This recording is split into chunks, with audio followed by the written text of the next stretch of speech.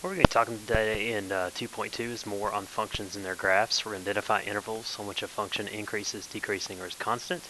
Use graphs to locate relative maxima or minima. Identify even or odd functions and recognize their symmetries. Understand and use piecewise functions. And find and apply a function's difference quotient. Alright, some good stuff here. Things we'll use in calculus later on.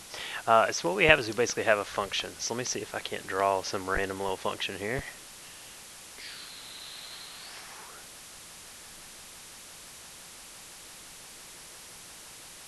Alright, best thing I could do. There you go. What we're trying to do is we're trying to, when we're talking about increasing, decreasing, constant, what we're doing is we're trying to write as intervals of x values. Okay, only use parentheses, no brackets in this one. So we've written intervals before, and some of them have parentheses and some have brackets. Good news, we're only going to use parentheses this time. We're going to look at the y values to determine what the f of x is doing. So what our function's doing, we're going to be looking at the y values. So first thing we need to basically do is we're going to pretend like we're walking on our graph. Okay, now obviously if that little guy's walking along the graph, you can see his path goes like this. Well, his path is going to be increasing. Okay, so he's going to increase until we get roughly here. And I may have, probably should have drawn that at a specific value, but we're going to say it's right there. That's the maximum value where he stops increasing. So let's draw it in a little bit and just pretend it's right there. All right, so what we're going to do is the y values are increasing. If you notice, as you go left to right on your graph, the x's are always going to increase. So it's the y values that we're looking at. So that's why we have it. It says look at the y value to determine what that function is doing. So again, the y values are increasing. And what we're going to do is we're going to write our interval for where he's increasing in terms of our x. So we're going to say he's increasing. Well, where does this guy start walking? Well, our arrow right here tells us this graph is going to continue on its normal path. And what that means is it will continue to go down, but will also continue to go left. So we will say he's going to start to increase at negative infinity, and that he's going to stop increasing right here.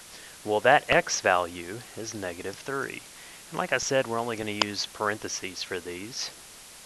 Now, when he gets to here, hopefully you can see what's going to happen is he's going to start going down the hill. Well, that down walking motion that he's going to have basically tells us that we are going to be decreasing. So now we're going to say he's decreasing from this x value of negative 3 to this x value of negative 2. So again, notice the y values are what we use to determine. See, the y values are going down. Our x's are going to increase the whole time.